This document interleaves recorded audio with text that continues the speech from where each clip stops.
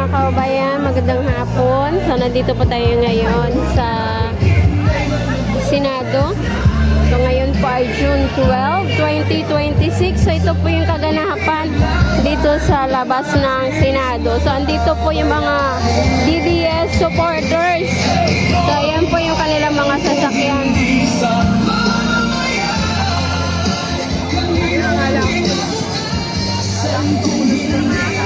So ito po yung sitwasyon dito sa labas po ng mga Senado. Ngayon po ay Independence Day.